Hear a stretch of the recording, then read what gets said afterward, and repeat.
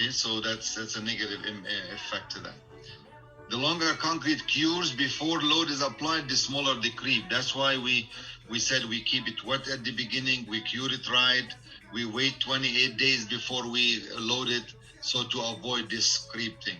Okay, this is all quality control. QC.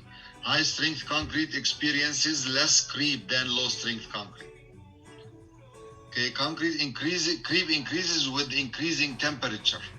Of course, because temperature makes the body expand and contract, right? Cold and hot.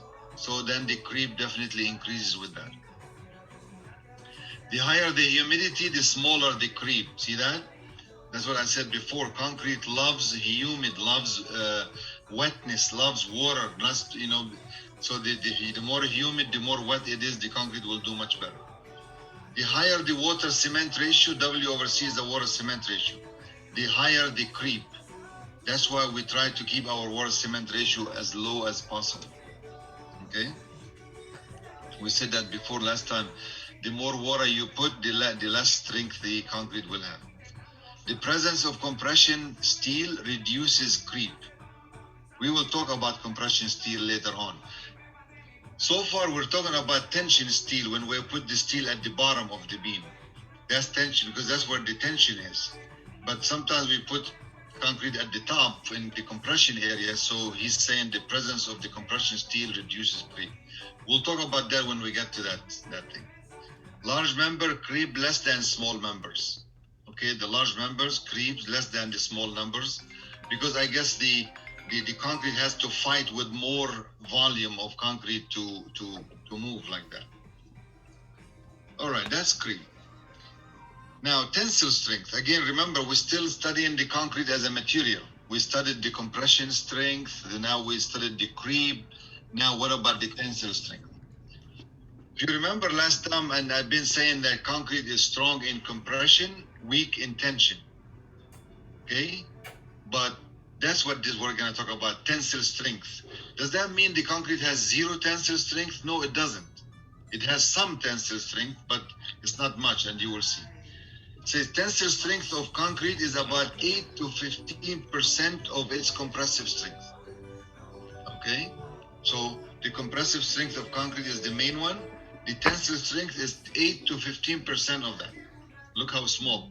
Call it 10%. Okay, just so you can remember it. So only 10% of the compressive strength. Any questions? All right. Tensile strength varies with the square root of the compressive strength. Meaning when we do the formula, and let me jump to that. See, this is the formula for the tensile strength. Look at that. It varies with the square root of F prime C. That's what he means. All right? And it's a very simple formula we're going to use to get that. So the tensile strength varies with the square root of the compressive strength because you saw the formula. Concrete is filled with micro cracks. Micro cracks, very, very small cracks. One time I stood up in the job site at a bridge, and then I looked down at the deck. You wouldn't believe how many micro cracks is there. Millions, I'm not going to tell you thousands, millions of micro cracks there. Because of course the traffic load and all that. Are those cracks harmful? No, they're not. Micro cracks affects tensile strength, but not compressive strength. See that? It doesn't affect the compressive strength, and this is our main concern. Tensile strength is measured indirectly using either the modulus of rupture or split cylinder test. So how do we measure the tensile strength in the lab? There's two methods. One is, and probably you did those in your materials lab, one of them is the modulus of rupture, and one is the split cylinder test, and we'll see both of them in a minute.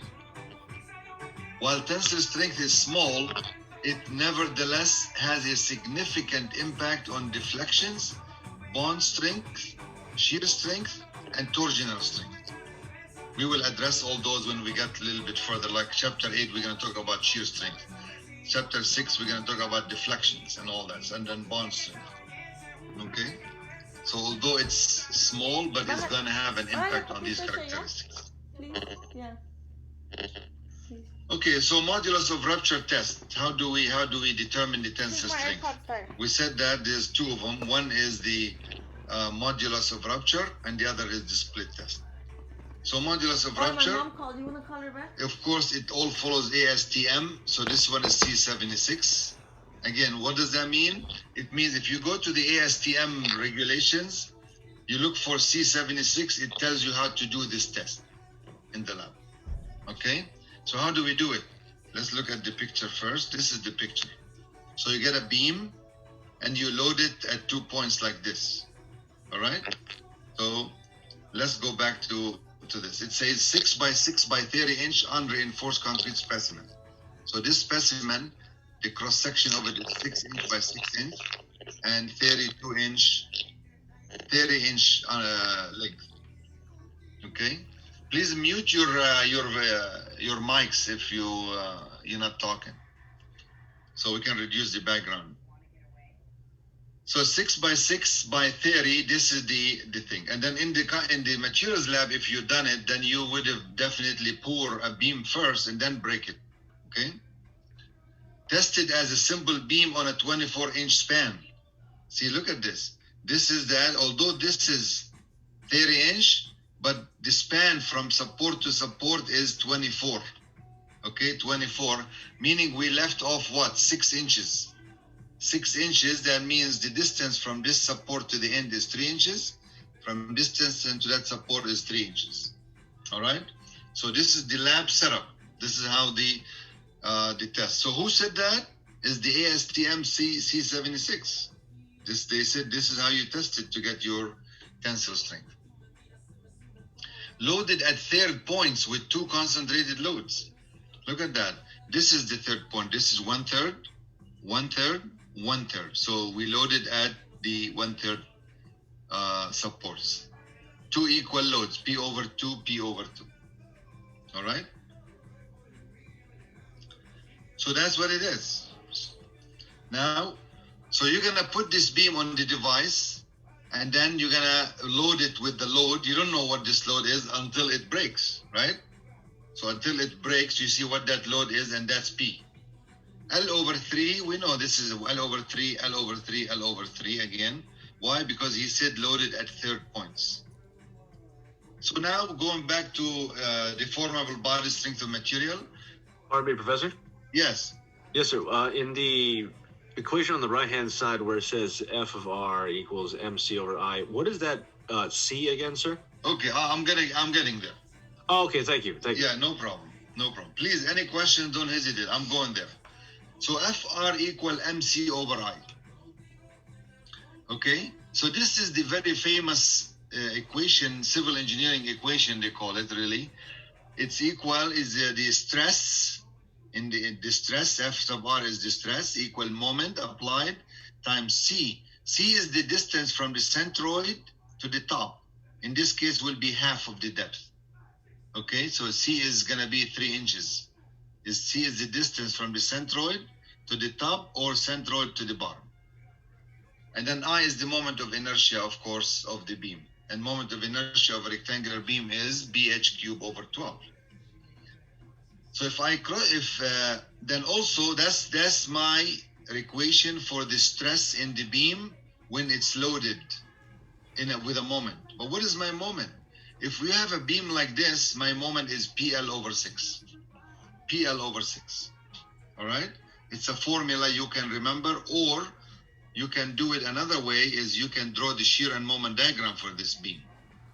With those two here, this reaction is going to be P over 2. This reaction will be P over 2.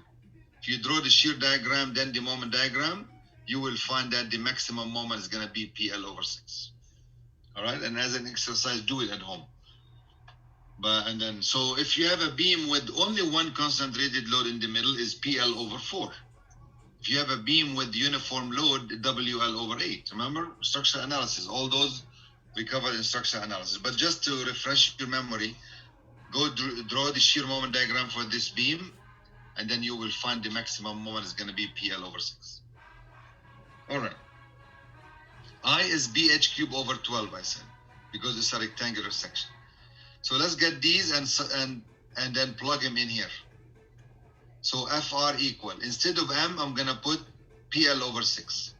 C is, look at this, H over 2. See that? It's from center line to top or bottom.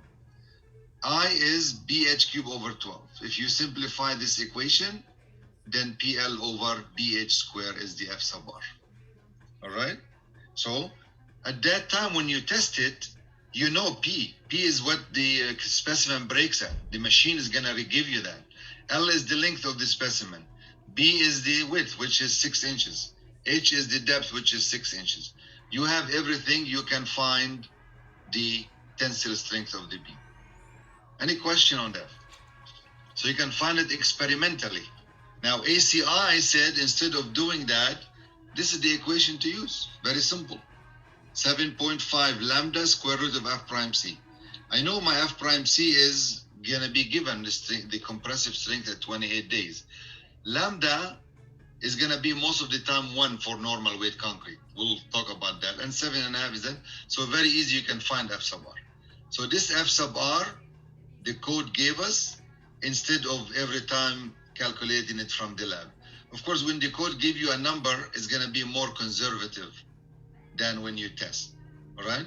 But in this course, this is how you get it, but we're going to always use this formula, okay? We're not going to use the one, but you need to know how they got that. Any questions on that? Any question? Again, this should have been done on your materials lab, so you can get that. So that P is the load at which the beam fails? Yes. The load, when you put it in the machine, the beam is going to compress the machine is going to compress the beam at those 2 points. And then it's going to give you the reading on that. Okay? It's going to give you the reading. So the machine is going to give you load P, but then you divide by 2. That's that's where P over 2, P over 2. All right? Any other questions? All right. So that's the modulus of rupture. Now the other, remember, we said here modulus of rupture or split cylinder test. So the second test is, so we did go through this the code. So let's finish that. So the code say this equation: lambda is a parameter to account for lightweight concrete. If you're using normal weight, look at this. Lambda is 1 for normal weight. And that's what we're studying. If you use sand lightweight, 0.85. If you use all lightweight concrete, is 0.75. But most of the time, lambda will be 1. Okay? How about the split cylinder test? So this is nothing but you take a cylinder, the 6x12 cylinder, lay it flat on its side, and then you crush it. Okay? When you crush that, let me see if there's you're going to have a very clean, exactly split in the middle like this. There's no picture of it, but it's going to split right in half if you center everything.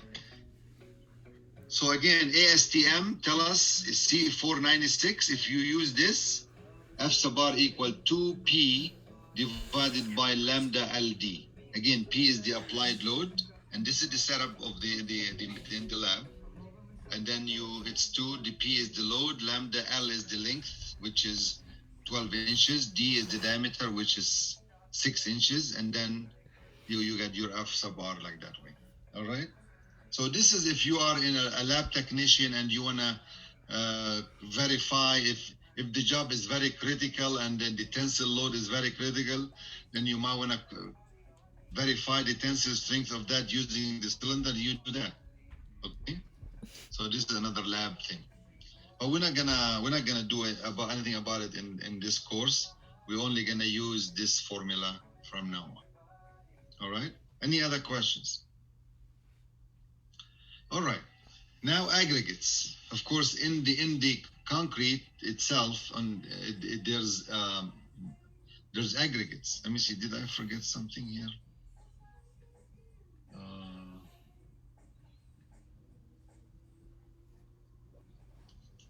I know I remembered something. Okay.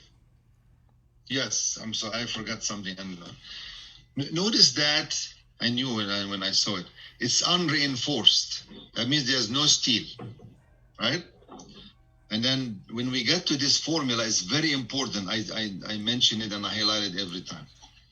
This formula can only be used for homogeneous material. And please pay attention, because this is not mentioned all the time. You know, people blindly use this formula and go. This formula can only be used in homogeneous material, meaning what? Meaning if my beam is wood, all wood, I can use this formula. If my beam is all steel, I can use this formula. And that's what we had in deformable bodies. That's why we were able to use that. If my beam is all concrete, I can use that. But the minute I put rebars in the beam, I cannot use this formula anymore, because my beam is no longer homogeneous. And you will see when we derive the equations, I'm going to bring it up and show you. So the minute you put rebars here, your beam is heterogeneous now. It's made out of two materials. Okay, hybrid, we call it today in today's language. You cannot use this equation anymore. So how are we going to find the stresses in reinforced concrete beams? We're going to do another method for that. Because look, this is very easy. If I know my moment, I know my C, I know my I got my stresses. Okay? But in reinforced concrete, we cannot do that. So we have to solve the problem using some other techniques. And this is how we're going to derive the equations based on mechanics and based on the fact that we cannot use this equation. I'm glad I remember that. Because I remembered when I saw the unreinforced, then I forgot about it. All right. We'll talk more about that. All right. So aggregates occupy about 3/4 of the concrete volume. See the cylinder we're talking about? 3/4 of that is aggregates. When you pour a column, real column, 3/4 of that is aggregates, meaning that the volume of the concrete is impacted tremendously by the aggregate. Meaning that if we do lightweight concrete, guess what we're going to do? Lightweight aggregate. Okay? Because that's the major volume of it. Aggregate is relatively inexpensive and economical. Concrete uses as much aggregate as possible. The aggregates come from the mountains, you know, it's inexpensive relative to the other components. So it is inexpensive compared to others. Of course, the most expensive is the cement. Concrete aggregate consists of a fine component and coarse component. When we say aggregate, it's really the sand and the coarse aggregate, the rocks. Both of them, we call them aggregates. One is fine, which is the sand, similar to the beach sand, and one is the coarse, which is the small stones, like usually 1/2 inch diameter, 3/4 inch diameter. Aggregate that passes a number 1 sieve. Remember sieve analysis from geotechnical? So the aggregate that passes a number sieve, 4 sieve, is considered to be fine. This is how they classify the that. Okay. Aggregate not passing a number 4 sieve is considered to be a coarse. See that 3/4 inch diameter is most common. Most common one is 3/4 inch. The code limits aggregate size 1/5 narrowest dimension between sides of form, 3/4 minimum clear. Don't worry about that. You know, you will see me that I don't focus on what the code say about 1/5 and 2/4 and because you're gonna forget that. Not important. And then later on the job, you're gonna find it right in front of you, and then no problem. Okay? I will tell you which one you need to focus on. This is like a piece of concrete that was poured, and then somebody cut it. Excuse me 1 second. Get this sound out.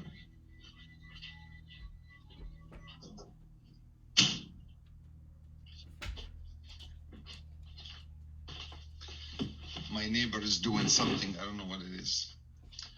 So the piece of concrete, and then they cut it, and then look at the inside of the cut. You see these are the aggregates. See that? These are the aggregates, very clear. Look at that. 75% of the volume is aggregate.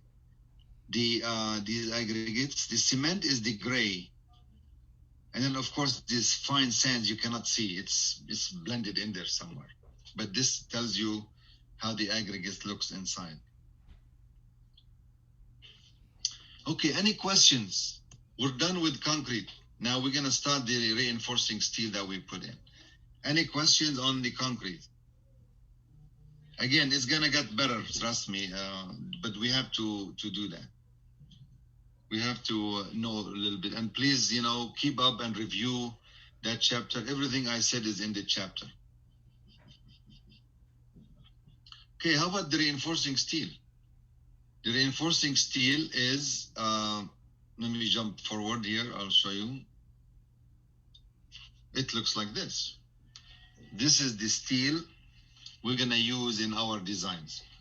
We call that deformed rebars. The reason we call it deformed is these ribs, we call them. See the edges. The reason for that is we want them to have friction between the concrete and the rebars so they don't pull out easy. There is a smooth bars, and that's what they used to be before, like in the early 1900s, is all smooth. But then guess what? They don't have a tensile strength that this one does. All right, so this is the rebar. In structures, all the steel is like this, with the exception of the ties. The ties and the stirrups are smooth bars. Okay, so let's go back.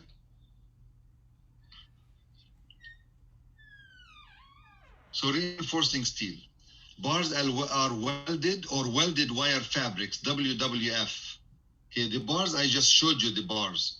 The welded wire fabrics looks like this. Okay, welded wire fabrics. That's how they look.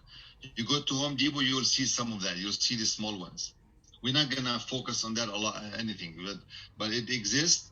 They use it for sometimes driveways. Instead of putting bar, they put that in there. But for our class, our design in buildings, we don't do that. We don't even put them in structural slabs or beams or columns. But they do them in like driveways and maybe patios and patio slabs and all that. Okay, so bars or welded wire fabrics. Bars can be plain or deformed. See, the plain is the smooth bars, no ribs in them, or deformed. Everything we do now is deformed. Plain bars are rarely used. See that? We still use them for the stirrups and the ties. Deformed bars come in these sizes, number 3 to number 11, number 14, and number 18. So let me jump forward. This is the table. In this country, the bars are this, from number 3 bar, 3, 4, 5, 6, 7, 8, 9, 10, 11, then it jumps to 14 and 18. Okay, that's it. This is the bars that everybody uses.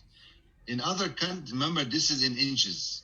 In other countries, Middle East and so forth, they use metric system. The bar numbers are different.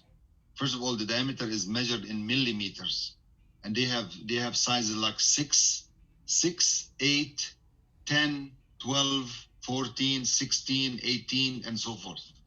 But those are we deal with the English system, so this is the bars.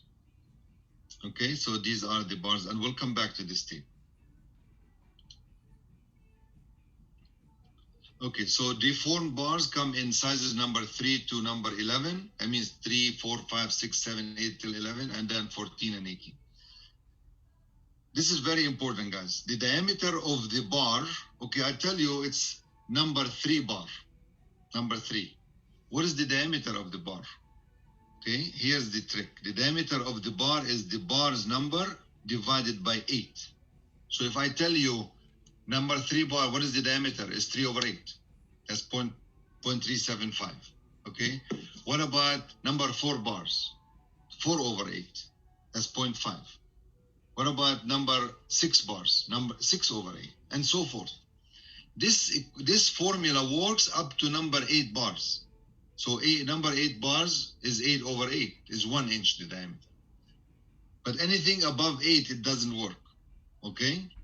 So we'll talk about that. But please remember, this is very handy to do, especially in the field when you're on the job site, because you will see you can read on the bar number, so you know the diameter right away. Okay. Or if you don't know the number, you can measure the diameter and you can tell If the diameter is 1 inch, that's the number 8 bars. Because you're doing inspection, and you have to know what number that is, and to make sure it's what's on the plan. So you need to know these stuff. All right. So this is how we figure that out. No? So there you go. Number 3 bar is 3/8. Diameter is 0.375. Number 4 bar is 4/8 is 0.5. Number 5 is 5/8, and so forth. 8 is 8/8 is 1. So this is the diameter of the bar. What about the area of the bar? The area is, of course, it's a circular area, is pi r square. But don't worry about calculating the area. The area is listed in the back of the book, and so is the diameter. So number 3 bar, the area is 0.11 inches square. Number 4 is 0.2 inches square, and so forth. Number 8 is 0.79 inches square. All right? So this is very important sheet here. But it's in the back of the book. No, they skipped something here. Okay. See this? He marked this square because he's telling you that the formula, it works up to number 8. 9 and above, it doesn't work. So I cannot take number 8 divided by 9 divided by 8. Let's actually do that. So if I take, I'm doing the calculator here, 9 divided by 8 is 1.125. Yeah, it rounds up to 1.13. But he's saying don't use that. Don't use the over 8. Let's try the number 10. 10 divided by 8. 1.25. See that? This is 1.27. That's the 11. 11 divided by 8 is 1.375. See, 1.41. So from 9 on, don't use the formula. Use the table. And then this is how much the diameter, the areas are. Any question on that? Again, it's in the table in the back of the book. Start getting familiar with that, because you're going to refer to the back for every problem. I promise you. All right. WWF, like we said, we're not going to use it, but it's there, you know. If you need to review it, you can do it. And it tells you what the areas and all that stuff. This is how they look. This is how we call them. And that's it on that. Okay. ASTM reinforcing steel standards. Again, ASTM, the same organization. A615, deformed or plain billet steel, most commonly used. So, and you will see this is the A615 is the most commonly used steel. A706, okay, low alloy, deformed or plain. Properties are intended to enhance workability and bendability. So for the plain, because we need to bend it all the time, you know, when we try to do a stirrup, we need to bend it. So they intentionally make it so that it is weldable and bendable, so you can bend it. We call that A706. And you will see later on how we classify the steel. You'll remember those numbers later. ASTM A996, this is one of the popular one. Deformed rail steel or axle steel bar, very limited availability. So this is like for railroads, right? For railroads and all that stuff, so they use that. So most of the one we're gonna see the A650. Okay, the grades of reinforcing steel. The grade meaning the strength of them. This is what we have in this country. Again, every country is different. Grade 40, grade 50, grade 60, grade 75, and grade 80. The most common one is 60. 60 is the most popular one. It's 99% of the time, especially for beams, slabs, columns. When we do stirrups and ties, then yes, sometimes we go to the 40, which is less strength. So what do we mean when we say grade 60? Grade 60 meaning 60 KSI specified minimum yield stress. Okay? And then let me jump the gun here, and so we'll come back to this. I don't think we don't have a stress strain curve. Okay, sorry about that. We will see it later. But let me see. Okay, you've done deformable bodies and then all that stuff, and I'm just gonna very quickly draw it here.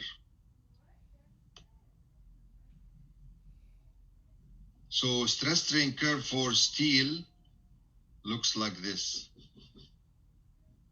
Remember that? For concrete, we covered last time, looks like this. Now we're talking about steel. So this is the stress F, and this is the strain epsilon. So what is the yield? See here, the maximum yield is this point right there. This is F sub Y. This point is F sub Y, because why? Well, look what happened. When we load this steel in tension, here and on top, we were loading the concrete in compression. But here we're loading the steel in tension. I take a 12-inch bar and then you load it in tension, materials lab again. So as you're tensioning the steel, at any time here, you know, the steel is elongated, very, very small. You remove the load, it's gonna go back to zero, all the way up to this point. Up to this point, if your load continues, the stress strain curve is gonna go like this. That means you're gonna start seeing permanent deformations. That means if you lift the load, it's not going back. It's not going back here. Okay? So, and then this point, we'll discuss this later. But for what we're discussing now, this is the point. We call it F sub Y. This is the 60 KSI specified minimum yield stress. F sub Y is yield stress. F is stress and Y is yield. So again, yield meaning that it's, think about it, that it starts to melt. Doesn't melt, but starts to melt or bend, and it's not going back the way it was. This is the yield. So we designed for that. We designed for this, although the graph continues and then up to this point, think about this, the stress is much higher, but we ignore it in design. We ignore that. And then, of course, this is the yield stress, and then this is the yield strain. Now, what happened to this area here? For this class, for this kind of work, we ignore that. When do we use that? Because look at this. Yes, the strain is increasing, but at the same stress, the strain is increasing, and the bar doesn't fail until this point. This is where the bar fails. That means break. Otherwise, up to this point, the bar is still intact. So somebody could say, well, you're wasting all this. Yes, in this design, we are wasting that. But we're taking it as a factor of safety. But you know when we take advantage of this? When we do seismic design. When we do seismic design, we encroach into this area. We encroach into this area to make it work for us. And we'll talk about this later if we can. But this is what we use in seismic design. Any question on that? So again, the grades are 40, 50, 60, 75. Grade 60 means 60 KSI specified minimum yield stress, which is this guy right there. Okay, that's what we designed for. Grade 60 most commonly used, I mentioned that. Grade 40 and 50 intended to be grade 60, but does not have adequate yield strength. So what is meaning that when they were making the 60 steel, of course, when they make a batch, you know, they test some specimen to make sure it is that. So some batches, they don't come that good. So they come like 40 and 50, so they go ahead and classify them as 40 and 50 so people can use them. You see that? So they don't start by making a 40. The 40s are the 60s that they don't meet the 60s specification. Any questions? All right, let me erase these graphs, but we'll come back to this. It's very important.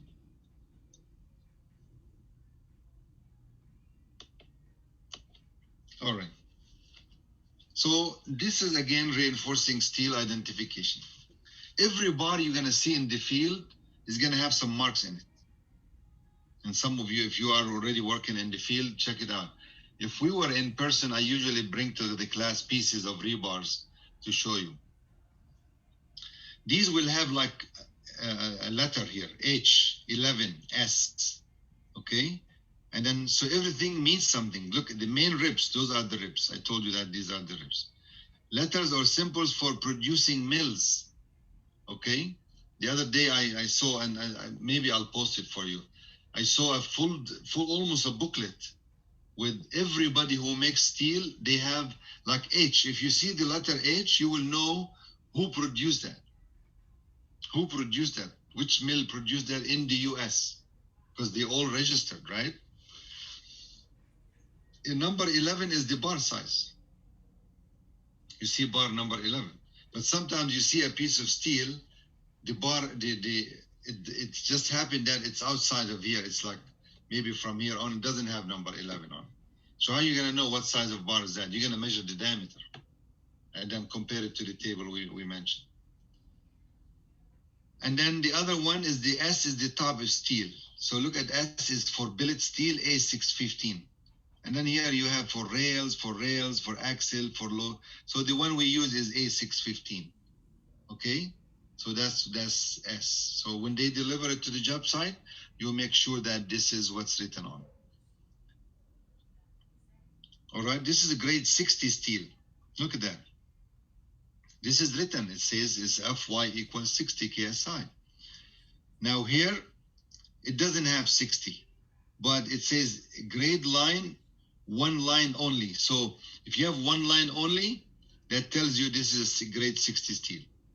Okay, so it depends again on the manufacturer. It says bars marked with S and W meet both A615 and A706. All right, so that's again, those are the bars. Now, one comment here is notice the rust on those bars. And you will see that all the time. Is that bad? Can I say that, oh, this is rusted and it's not good? No, because this is surface rust. If you take a little brush and brush it off, it's going to come off. Okay? And then remember, rust formulates when you have water and steel and air. If you take any of those three ingredients, rust is not going to form. So what happened when we put it in the concrete? Okay, first of all, yeah, steel is still there, but the air is not going to be there anymore. And then the moisture after all is not going to be there. So this rusting process is going to stop. It's going to stop. So it's not bad. Okay, but if you leave it like this for 10 years, exaggerated, and the start eats half of it, then yeah, it's not good anymore. So those are the ribs we talked about. And then they're great for friction and all that stuff, of course. Load and load effects. So, of course, we design structure to resist load. Excuse me. So types of loads encountered when designing reinforced concrete are dead load, live load, roof live load. So somebody could say, what's the difference? When we say live load, is the floor live load, the floor. The roof live load is a roof live load because usually the roof live load is less than the floor. Roof live load usually is about 20 pounds per square foot. The floor is about 40, 50. Why is the roof less? Because nobody goes on the roof, especially here. If you have a gable roof and all that, nobody goes up except the maintenance. But I mentioned that before. If you build buildings with a flat roof in countries that they use the roof for like a living place, they have parties. Then you design it as a floor. You use a live load for the floor instead of a roof. It depends on the usage, okay? But if it's a roof like this, of course nobody's gonna go on it except the maintenance guy. Then snow and ice and rain and wind and seismic. Those are the loads. But the loads we're gonna design for in this class is mainly the dead load and the live load. Okay, we're not gonna do this, like I said, until the end if we're gonna try to do the seismic load at the end for the project. Now, load produced, load effect, axial force, shear force, and bending moment. So when we say loads, sometimes that could be an axial load in a column. It could be a shear force in a beam, could be a bending moment in a beam or in a column, and then it could be a torsion. Torsion happens when you load a slab, say you have a beam supporting a slab on the edge, like I'm showing in my hand. This beam has a slab on only one side. This slab is pushing down on the beam. So that's going to be a torsion. Okay, let me show that here. So you have a slab like this. So, and then you have underneath a beam supported this slab. So look at this. This beam is being loaded on one side. There's no load here. So that beam, we saw that in deformable bodies, will be this kind of beam, subjected to torsion. Remember that? Deformable bodies, and we call that T, torsion. That's how the torsion come. Load on one side. If there's another slab on this side, then there will be no torsion because the loads will balance each other. And then torsion, again, you're twisting the beam. That's what that is. All right, so let's see, clean this.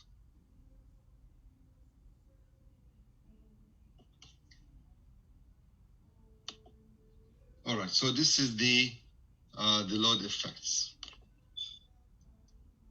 So now, when a structure is subjected to all these loads, do we add them all together and then that's it? That's our total load? No.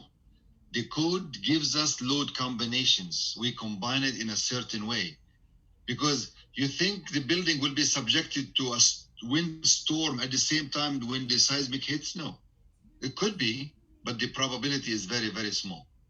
So that's why we have to do some load combinations, take the best cases. So the ACI gives us load combination to be used in reinforced concrete design. The load combination deals with load effects, not loads. The effects of the loads on the building, not the load per se. These are the equations, okay? These are the equations. So very quickly, is 1.4 times dead load, okay? 1.2 times dead load, 1.6 live load, plus 1.5 roof live load, or snow or rain. Okay, and all that. I'm not going to spend too much time on this. We'll talk later about it. But the one that's going to control most of the time in our case here is going to be this guy. 1.2 dead load, 1.6 live load. Remember that? You saw that in structural analysis, 359. This is 99% is going to, even if you have all these loads, this is the one that's going to control. Now, 1.4D will control if your dead load is much higher than your live load. Of course, your live load usually is higher, but if your dead load for some reason is higher than your live load, then this could. So we can check at least those two. Check at least those two, and you'll be fine. Okay. So, but in our class here, the second one is going to be it. And then in chapter 4, I think we will do an example on that. I don't want to do it now. So that's what everything stands for: dead load, live load, roof live load, weight or pressure created by fluid pressure, meaning if you have a swimming pool and then the water, underground water is pushing on the wall, temperature, snow, wind, E for earthquake or seismic, and H is lateral earth pressure, retaining walls and all that. And there's an example. I'm not going to cover it now. Look at it. It's 4.1. Maybe we'll do it in chapter 4. Okay, and then just look at the result here. You know, they checked all these loads, and then look what the largest is 690, and then 690 is this guy right there. 690 is this one, which is really the 1.2 plus 1.6. Okay, although they added a little bit of the wind, but this is what most likely is going to come. All right, any questions? That's again 4. Okay, this finishes chapter 1. Any question on that? All right. So let's go to chapter 2. And we're gonna cover almost everything in every chapter. So please read behind me from the book. Okay, chapter 2. Let's spend some time on the title first. Flexural analysis of beams. Notice that, remember I said that at the beginning, after we finish the material, sorry, let's see. No, I'm sorry, I have to share that with you. 1 second. I have to have a new share here.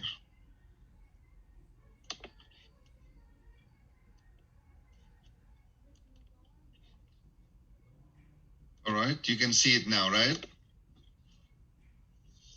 You can see flexural analysis of beams? Yes. Okay, thank you.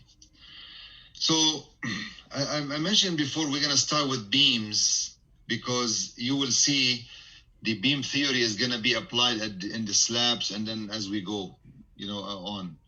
And we're not going to touch columns until chapter 9, just to show you how the beam theory is important. If you take 455, beams will be your last chapter. Okay, and I always mention that so you can make sense of this. Why is that? Because in the steel, the design formulas are not based on the beam behavior or beam equations. We start with the easy ones. We do the materials first, like we did, then we do tension members first in 455. But now we are starting with beams. That's one.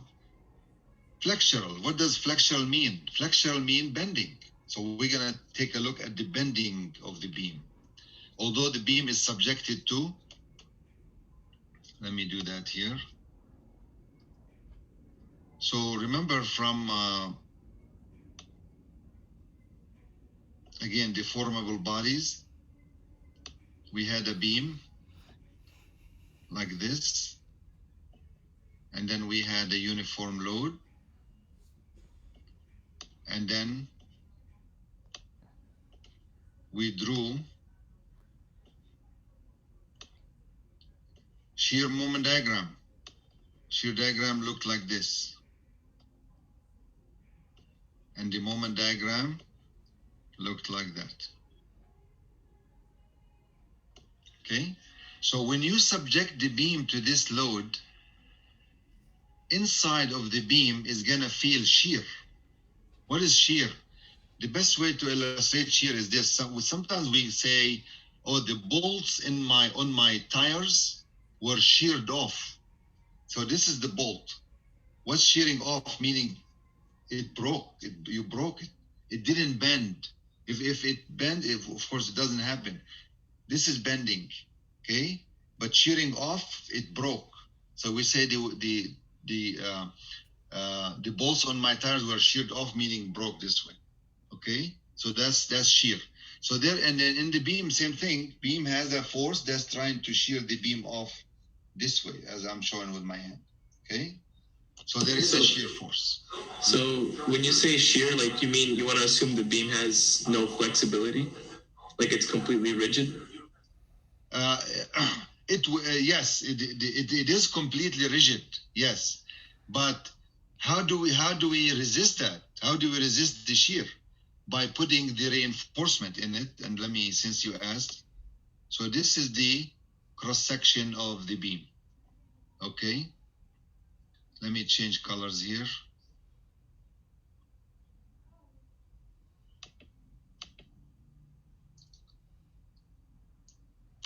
So this is the beam. We're gonna have reinforcement in the beam. We're gonna have, and you will see that, we're gonna have rebars at the bottom. And we're also gonna have this bar, we call it stirrups, going like this. And this stirrup will be along the beam. They will be here, looking at it from the edge, here, and so forth. Looking at it from the edge, that's what you're gonna see a line. So what's gonna resist this shear force is this stirrup. This stirrup is gonna resist this shearing force. Is that clear? But yes, without the shearing force, your beam under the load, and we will study that, and I will tell you how much shear the beam can resist without rebars. We will study that, chapter 8. So if you don't put rebars, it's going to do this. Because the material is rigid, it's considered rigid, yes. Any other questions? So there's the V force, the shearing force. What else is in the, we have a bending moment. So this is the M. You notice that we started with the flexural analysis. I didn't start with the shear analysis of beam. See, there's a reason for everything, especially in this course, guys. We're going to answer every word, every question, every sentence. We want to know why. Why? I'm starting with flexure, not with shear. Okay? I'm starting with beams, not with columns. So there's reason for that. Now the reason we start with moment versus shear is that our civil engineering beams, the length of them, you know, they're going to be 15, 20, 25, 30 feet. Like the project, we have 40 feet long. So when you have beams that long, usually the moment is going to govern, meaning that if you design it to resist the applied moment, your shear should be fine. Your shear will be fine. Of course, when you apply these time. Does that make sense? So that's why we start with the beam. We design the beam for the maximum moment, and then we check it for shear with these, and then it will work. On the other way around, if this beam is small, is short, say our beam is 1 foot long. It's not, of course, is a 1 foot beam practical? No, it's not practical in civil engineering. But 1 foot beam or 6-inch beam is practical where? In mechanical engineering. Because sometimes you have a bolt inside of an engine made out of steel. It behaves as a beam. The same beam theory, the same beam equations applies to that. Okay? That beam is going to be subjected to maybe shear because of the motion of the engine, or is going to be subjected to heat from the heat of the engine, or it could be subjected to bending, right? So some kind of load applied to it, it could bend that. Those beams with the short spans, we design them for shear, and then we check the moment. Usually shear will control. Does that make sense? So that's why they say really mechanical and civil engineering are very close, because the what we design the structure for is very similar. Is like shear and moment and heat and deflections and bendings and all that stuff. And they talk about stresses and strains and all that. So this is why we're starting with flexure. Okay, we'll talk much more about these, of course. What about analysis? Look at this. 10 minutes on the title only, right? Because I want you to understand that. What is analysis? Analysis meaning I am going to be given a beam like this. I know the size. I know the size B, and I know the size, the depth H. And I know that I have 3 number 8 bars. How much moment can this, and then I know the length of it. Let's say the length I know. How much moment can it be? So analysis, meaning we're going to solve for the moment. How much moment can it be? Okay, so that's it. Now, if I give you this problem, everybody solves it, everybody's going to come with one answer. Same moment. We call that a close-ended solution. Close-ended solution, everybody will have the same answer. Later on, of course, we learn analysis first because it's easier. Later on, we're going to do design of beams. The design of beams, if you're doing design, you're going to create something from scratch. You don't know the width of the beam. You don't know how much bars. You don't know how the edge. You're gonna decide all that. But what you're going to be given? You're going to be given the load. You're going to know the load, WU.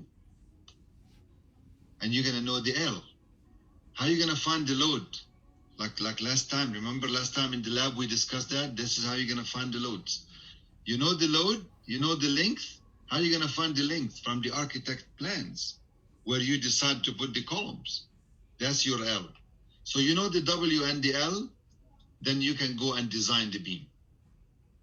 Now, you think everybody's going to come up with the same design? No. Everybody's going to come up with a different. Some of you will be 10 by 16, 12 by 14, 10 by 18. And guess what? All of them are correct. So we call that an open-ended solution. It's design. Okay? Then it becomes a matter of which one is more efficient than the others. All right? Any questions? All right, that's enough about the title. So this is where the title comes from. So we'll go ahead and dive into that.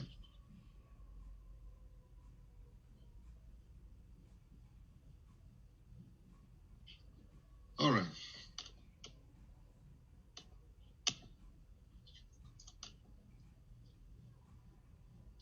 All right, so this is here, again, bending, from strength of material. I kind of inserted that from somewhere. The demonstration of bending in a beam. Look at this. This is the beam straight. Look at points P, R, Q, S. This is before bending. Look what happened when you bend that. What happened, see, beam before bending, beam after bending. What happened to P and R? They came closer. What happened to Q and S? They went further apart. So what do you think this tells us? This tells us very important thing here in concrete, that the top of the beam is in compression. See that? Is in compression. The points get closer to each other. What about the bottom? It's in tension. It's in tension. Very important concept. Okay? So beam after bending. Now we said that concrete is strong in compression. So the concrete material, and before I say that, if the top is in compression and the bottom is in tension, okay, what happens in the middle here? Somewhere here, we're transferring from compression to tension. Somewhere we're going from compression to tension. And where that line is this line right there, okay? It's usually around the midpoint of the section. Okay, we call that the neutral axis, NA, the neutral axis. So above the neutral axis is compression, below the neutral axis is tension. All right. Now, we said that concrete is strong in compression, weak in tension. Remember I said the first time, compression I can see. Column under compression, no problem. Column under compression, very easy to see. But in real life, you don't see a concrete column under tension like this. You don't see that, right? We don't, even in the lab, we don't test it like that, under tension. We test a 12-inch steel bar under tension. So where do I get tension in the concrete? You get tension is below the neutral axis. And we said the concrete is weak in tension. So if it's weak in tension, it needs help. What's going to help it? The steel, the rebars, because rebars are strong in tension. And then we also said that they're strong in compression. So if I'm going to put rebars in this beam, right? So where do you think I'm going to put it? In the top or in the bottom? I'm going to put it in the bottom, because that's where the tension is, and that's where the help is needed. Now notice here, from the neutral axis, right here, to the bottom, the maximum tension is toward the bottom, right? It's not toward the neutral axis, it's toward the bottom. So we put this rebar as close to the edge as possible, as close, because that's where the maximum tension is, but we have to leave enough distance as a cover. And that distance is usually about 2.5 to 2 inches, okay? And then we want to cover it so that the weather doesn't get to it, the air, the moisture, and all that stuff. So that's what that is. Is that clear? Any question on that? Any question? All right, very good. So this is a good illustration. I found it somewhere on the net and I added it to the presentation. So this is why you're gonna always hear that tension at the bottom, compression at the top. You see it visually now what's happening.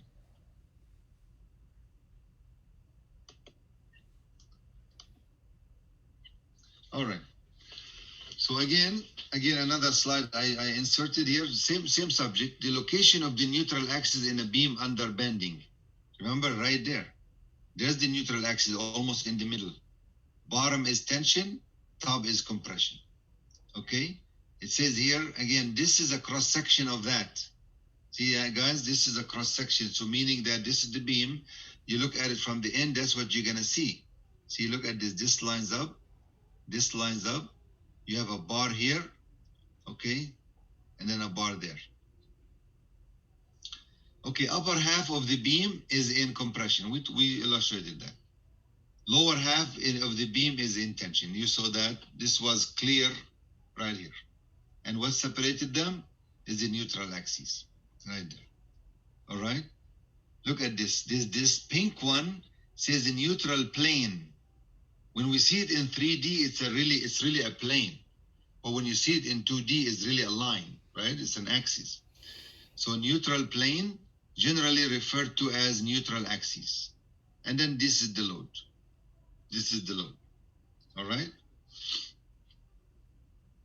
This is beam in 3 dimensions. That's it. So this is kind of makes the picture even clearer. Again, the bottom line is above the neutral plane here is in compression, below is the iljak. Now, you will notice that, well, no, I'm not going to say it. Later on, we'll see. We'll see later on.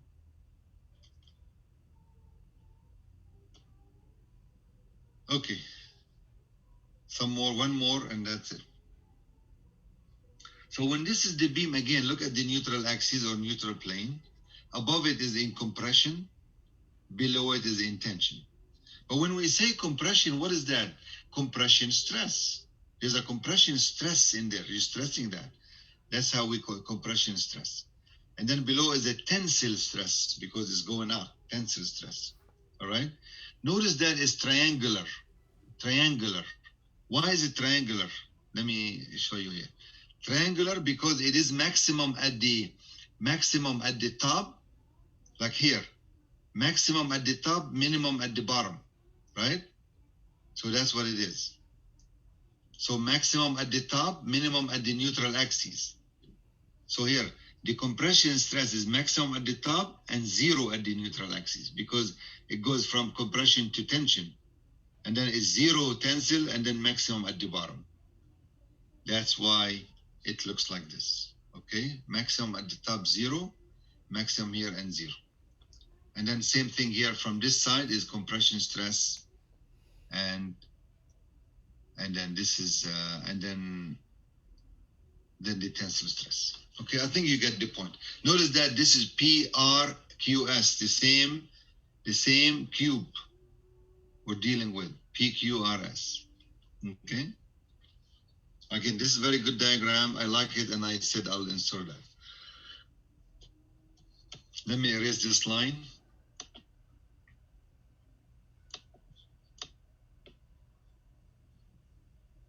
Okay, any question? You will see, guys, we're going to go through the behavior as we're doing, and at the end, we're going to come up with a very simple equation to apply. But I want you to understand where it came from. And then in our homeworks and all that, you will see how that's applied. Okay. Gradual load is simply supported beam until it fails. So you take a simply supported beam and you gradually load it down. You start from 0 and you start applying load slowly. The beam is going to go through different stages of behavior. The first one, the concrete is going to be uncracked, meaning the load is small. Okay, and let me, does it say that here? Okay, let me illustrate it back here. When the load is small, we said above the neutral axis in compression, below is in tension. Remember the compression force F prime C, say 4,000 PSI, very strong in here. Bottom here, what did we say? The tensile strength, tensile stress is about 10% of that, 10%. So if the F prime C is 4,000, right? 10% of that is 40, right? So if the load is small, and the load below 40, the stress is below 40, Can this concrete take it by itself? Yes, because it has a tensile strength. It can resist up to 10% of the compression. So the steel doesn't need anybody here. This doesn't need any help. Doesn't need any steel because the load is so small. So we call that and then is the beam gonna crack? No, because it's resisting compression and it's resisting tension, no cracks. That's the first stage. Okay? This is the first stage. Concrete uncracked. Any question? All right. Concrete uncracked. What happens when the load increases? Ultimately, the tensile stress in here is going to go over the 10% of the compression. So the minute it goes over that, guess what's happened? It's gonna crack. It's gonna crack because it cannot resist it by itself. Okay, so this is gonna be the second stage. Concrete cracked, elastic stresses. That means the stresses and strains gonna be elastic, meaning if you remove the load, the beam is going back to where it was. That's elastic. Okay, and then usually that's small load. We're still in the small side, and we will see more figures in a second here. The concrete crack, ultimate strength. This is when the load is so high and then the concrete is going to fail. So those are the stages. And we will see that in more details here. Says uncracked concrete stage, tensile stresses in concrete are less than modulus of rupture. Remember the modulus of rupture we calculated on the other chapter, if the F sub R, 7.5 lambda square root of F prime C. So if the tensile stresses are less than that, that means the concrete is uncracked. Entire beam cross-section resists bending. The top is resisting compression and the bottom resisting tension because the load is small. Compression on, any questions? Compression on one side and tension on the other side. We already explained that. So there's the diagram. There's our beam. And there's the rebars we're gonna put, those dots. Of course, when we load it in with loads, it's gonna bend, and then we're gonna have stresses and strains, deformable bodies. Remember, stress is force divided by area, and the strain is change in length per length. So the strain, look at this, this all makes sense now. Compression at the top, tension at the bottom. The stress, compression at the top, tension at the bottom. This is all coming from here. See how valuable this? Compression at the top, tension at the bottom. All right. Now, strain, we call it epsilon in deformable bodies, strength of material. So epsilon C is the strain in the concrete in compression. Epsilon C, strain of concrete in tension. Of course, the maximum strain is going to be at the top. And then the maximum strain at the bottom is going to be at the bottom. Again, why is that? Look how valuable this is. The maximum is going to be at the top. Look how small this area compared to somewhere here. So the maximum is here. And tension-wise, the maximum is at the bottom. All right?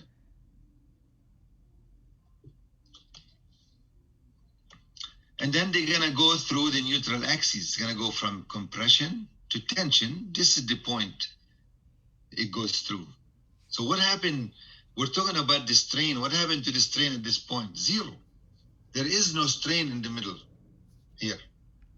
Same thing with the stress. Maximum stress at the top in compression. Maximum stress at the tension at the bottom. This point doesn't have any stress. So what's the practical application of that? Sometimes we have to drill a hole in a beam to get a conduit through. Where do you think you're going to drill that? Toward the middle of it. Toward the middle of the beam, because there's no stress there. No stress. You don't do it here. You don't do it here because that's where the maximum stress and strain are. You do it somewhere toward the middle. And then notice that in parking garages, when you drive, you will see conduits penetrating beams. Notice where they are. Okay, you will see them toward the middle of the beam. All right, so this is again the stress and strain for uncracked concrete. Now, everything you see as an end, forget that. We're not going to touch it at this time. We will come back later to it if we have time, but it's not important because it's going to confuse you. I guarantee you that. So now, before we flip the page, if this is the steel, although we don't need it here, right? We don't need it because it's uncracked, but later on we will. This is the steel. If you draw a line from center line all the way down, guess what this is going to be?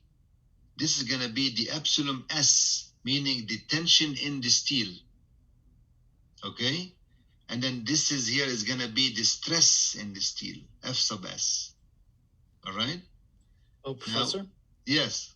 Could you explain again why it doesn't crack yet at this stage, at the bottom in tension? No problem. Let me go back to this. All right. So remember, the load is small. We said the first stage is load, gradually load is simply supported, 3 behaviors, concrete uncracked. And then when we said here, let's say, it didn't say it, but anyway, concrete uncracked, meaning the load is very small. I saw something here, the gradually loading, meaning we are starting from zero and increasing the load slowly. So we're going to start with a small load. When that small load is applied, yes, the beam is going to bend. The beam is going to bend such as this. Maybe not this much, but there will be compression at the top and there will be tension at the bottom. It's going to separate them by the neutral axis or neutral plane. The fact that the load is small, the compression stress, and then how do I get the compression stress? I take the compression load divided by the area that is applied on. So the compression stress is still small. Same as the tension stress, still small. Now, what is the maximum compression stress that our beam can resist is the F prime C, the concrete compressive stress, which is around, let's say, 4,000. I said that the concrete is weak in tension. The tension strength of concrete is not zero, but it's weak. We said it's 8 to 15% of the compressive stress. But we said, just to make it easy to understand, say it's 10% average. So the tensile strength of the beam is 10% of the compressive strength. If the compressive strength is 4,000 psi, my tensile strength of the concrete alone is going to be 10% of that. That means 40 psi. So if my load is small enough to create a stress of less than 40 psi, that means the concrete by itself, with the characteristics that it has a tensile capacity of 10% of the compression, it can resist the tension by itself. Therefore, it's not going to crack. Does that make sense? Yes, thank you. Okay, you're welcome. We'll talk much more about that in a second. You'll see that. Because the minute it exceeds that tensile strength is going to crack. And that makes sense, of course. Okay, we were here. So this is the strain in the steel. How we're going to calculate that later on, you will see from geometry, I have two similar triangles. See that? This triangle and that triangle are similar. If I know this strain and I know that strain and I know the distance from here to there and distance to there, I can calculate that. And we will do that later. Okay? So we will be able to calculate the stress in the steel from similar triangles. Okay? Same thing. I'm going to be able to determine the stress, strain and stress in the steel from similar triangles. All right? We'll come back to that a lot. So, all right. Now what happened? the load is higher than the first one, and then we exceeded the tensile strength of the concrete. So what happened? The concrete is gonna crack. Now in this beam here, yes, the steel is sitting there. The load is low. The steel is sitting doing nothing. Okay, it's doing nothing. The steel is just sitting there. It hasn't been activated yet. The minute the concrete cracks, the steel gets activated. Okay, the minute the concrete cracks, the steel gets activated, and that's why later on we'll talk more about that. One assumption in reinforced concrete is that the strain in the concrete and the strain in the steel are equal. Okay, we'll talk more about that later on. That's why when the concrete cracks and loses strength, the steel picks it up. So again, concrete cracks, elastic stresses. Let me jump the gun and show you what that means. Yes, the concrete cracked, and the crack is gonna start at the bottom. See that? Why is that? Because the tension is at the bottom. Maximum tension starts at the bottom. So it starts there. There's the beam. There's the strains we talked about. Okay? But look at the stress and the strain. Still elastic, meaning is triangular. Meaning if you move the load, is going to go back. Meaning if you move the load that cracked this beam, guess what? These cracks gonna close up. It's gonna close. The load is so small, yet it's cracked it. You remove the load, it's gonna go back up and close that crack. That's an elastic stresses. Of course, the first stage and this stage are not practical. That's not real life because our loads are much higher than that. But we have to go through this to understand the behavior and the theory of the concrete. All right? So that's what elastic stresses mean, meaning my stresses are straight line. If you remove the load, it's going to go back and close those things. All right? So that's what that is. We'll come back to this. Cracks develop on tension side of beam. We're starting to repeat ourselves now, but it's good.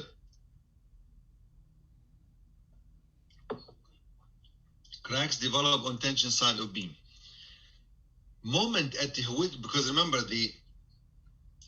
these cracks are formed because there's a load, and that load created a moment. So at what is the moment that it took to crack the beam? We're gonna call that M cracking. See that moment at which cracks begin cracking moment. We call it cracking moment, MC sub R. All right, and we'll give an example homework on that. So this is the cracking moment. That's what's gonna crack the beam. And then let's go back to the diagram here. This is a uniformly loaded beam. This is the moment diagram. Look at that.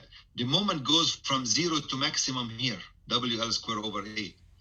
As the load increases, the moment is gonna increase. The cracking is gonna start here. Look at that. When the moment is small, no cracks in the beam. The minute it hits the M cracking, the first crack is gonna show up. Same thing on this side, M cracking. And then of course, as you go, the moment gets higher, then the cracks appears. So that's a cracking moment. All right. So moment at which cracks begin, cracking moment is M sub C sub R. We'll see how we calculate that in a second. Crack spread toward the neutral axis, meaning that the crack is gonna start at the bottom, is gonna go to the neutral axis. It's gonna stop at the neutral axis. Why? Because there's no more tension there. The compression is gonna start. So it doesn't pass the neutral axis.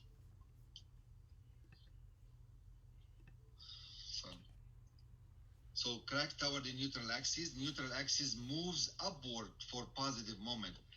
As the moment is increasing, you will notice that the neutral axis is gonna move up as the moment is increasing. Okay, then because you're gonna have more portion of the beam under tension, so the neutral axis goes up, and then the tension area is larger than because the load is higher. So that's what that is.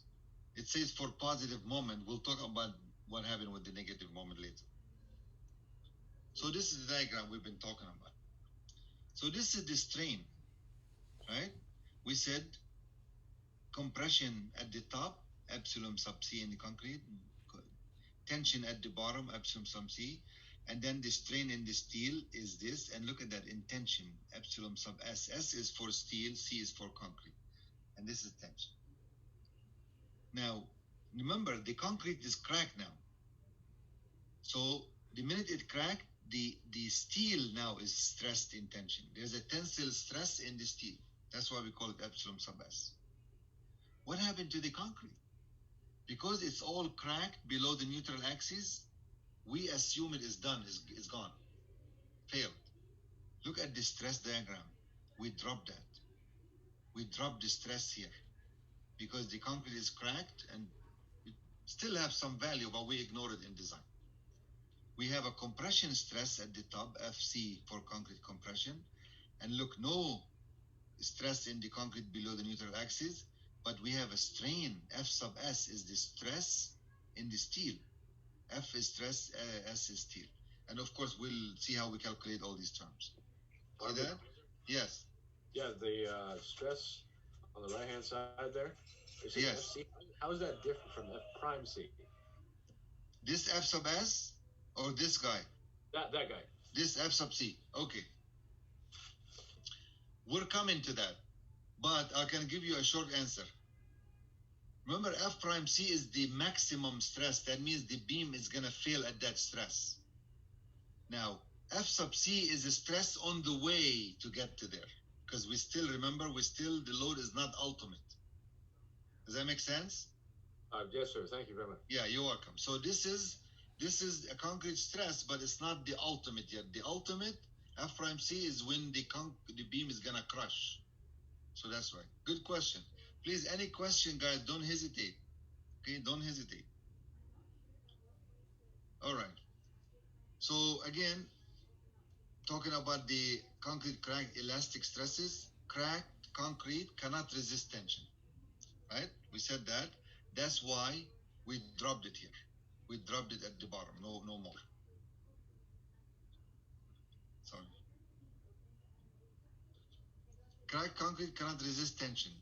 Tensile stress must be resisted by steel. See that? So I said that when the concrete crushes, the steel has to resist the tensile stress, which is F sub S. So the steel is going to take over. This stage continues until concrete stresses are about 1/2 the concrete compression strength of the steel. Stress is less than yield. So this is going to continue. The steel is going to keep picking that up until concrete stresses are about 1/2 the concrete compressive strength. So this is going to continue until about 1/2 of F prime C. Okay, 1/2 of F prime C. So this elastic, this straight line is going to continue until the FC in the concrete is about 1/2 of F prime C. So like 2000 if it's 4000.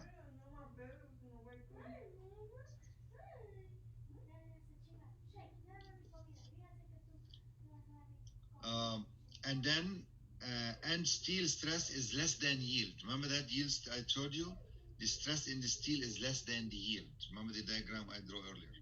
So if that's still the case, so we don't have any yielding going on. Still the load is relatively small. Stress varies linearly with strain. What that means right here. It's linear relations. Okay? And then remember the equation for stress and strain. Stress equal E sum epsilon. Okay? The stress equal modulus of elasticity times the strain. So that's the equation, that's the linear equation we're talking about. And then we looked at that.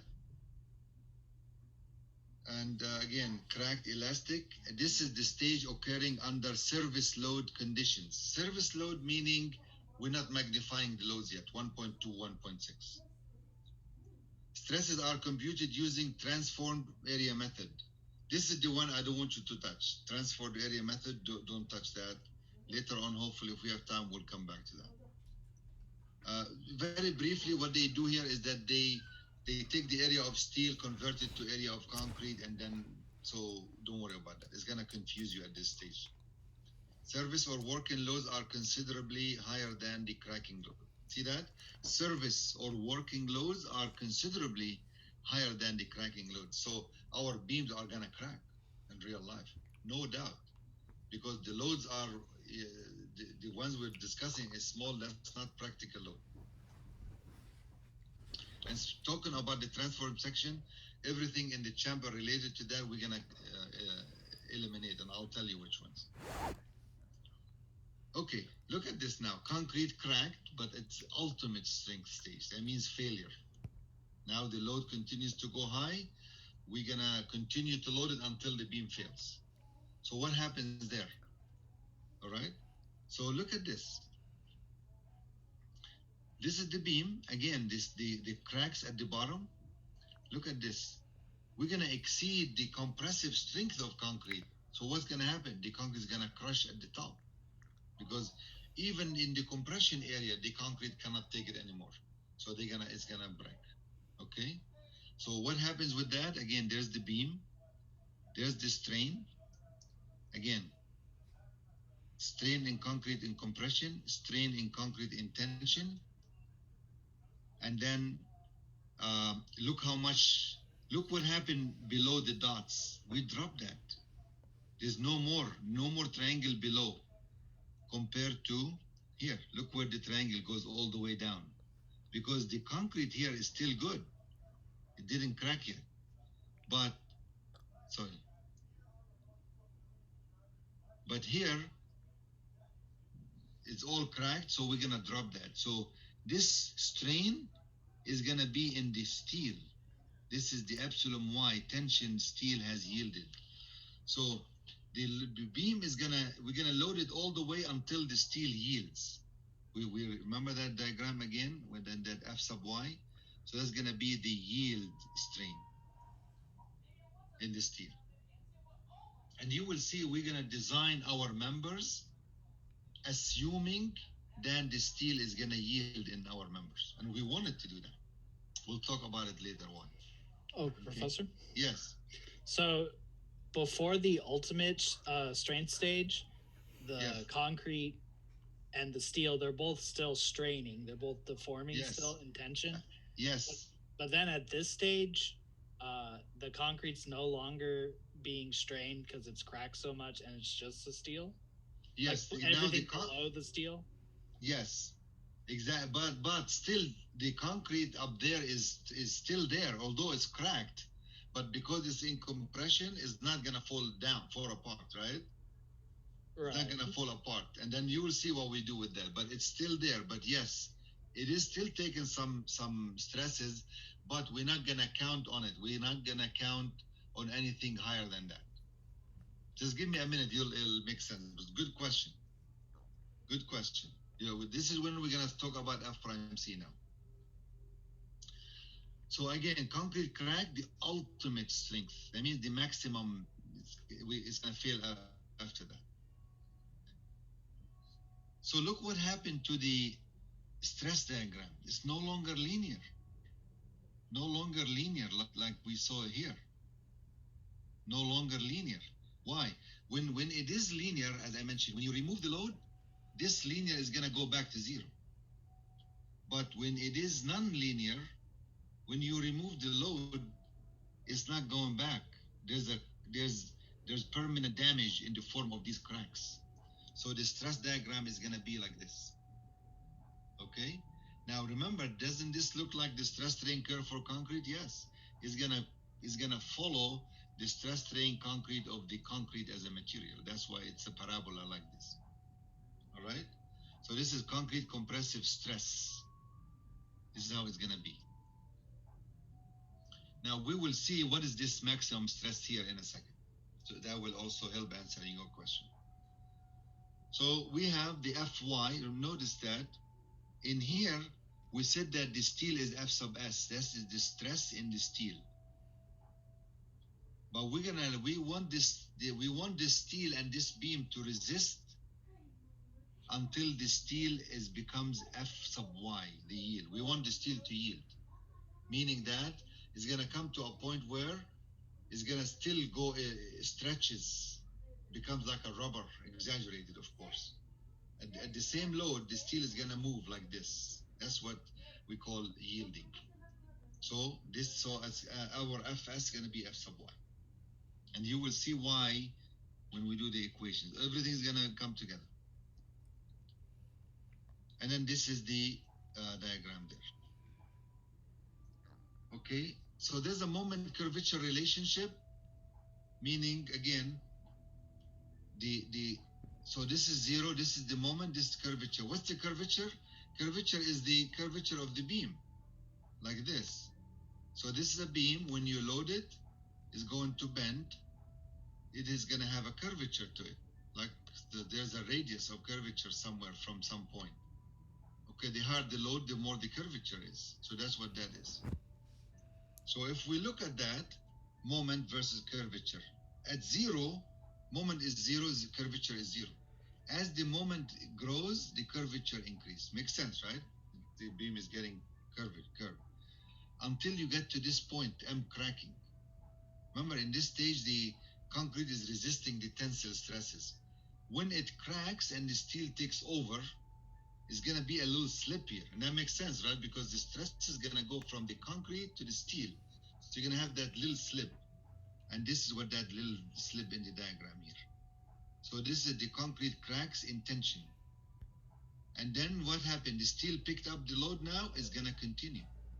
The moment can continue and the curvature can increase. See that? Until what? We get to the yield. Remember, the rebar is going to yield at that string diagram. This is the point. This is the M yield. Look what happened when the steel yields. Look at the diagram. Hardly no moment capacity anymore, but the curvature is going to continue. It's going to continue to curvature because the steel has yielded. So this is what moment curvature is talking about. And then again, we don't want to focus too much, but phi is the angle of change of the beam, the angle of curvature, and epsilon is the strain, and there's a relation between the angle of curvature, strain over y. Y is the distance from the neutral axis, but this is not important. All right. Okay, I think it's a good point, a good time to stop here. So next time we will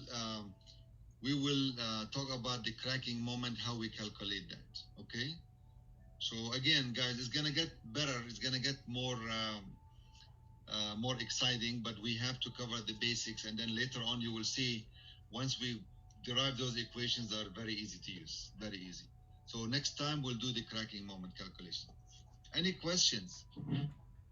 Let me see if I can take attendance, please, here, very quickly. Okay.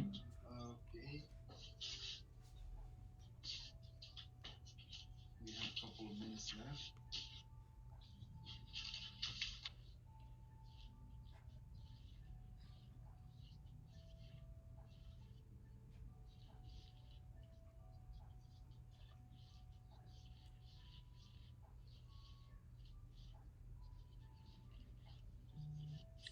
Okay.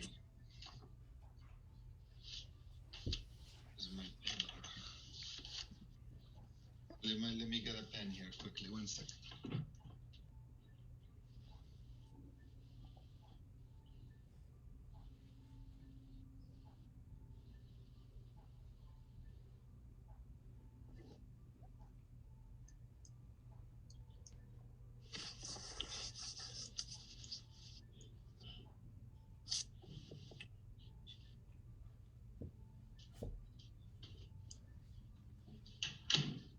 Okay, very quickly, please. Let's see. Faisal? Faisal, are you there? No? Okay. Abdullah? Abdullah? No. David? Ishmael David? Can you guys hear me? Yes. Okay. Yeah, I can hear you. All right, thank you. Asma? Here. Okay. Ahmed? Here. Okay. Isam, Ahmed Isam. Yeah, that's me. Okay. Alexis? Here. Okay. Griffin? Here. Okay. Janelle? Here. Okay. Jacqueline? Here. Okay. George? Here. Garrett? Here. Okay. Let's see. Jocelyn? Here. Jocelyn? Here. Okay. Sorry if I'm mispronouncing. Arba? Here. Okay. Andrew? Here, Here. Okay. Alexander? Here. Okay. Benjamin? Here. Binyam? Here.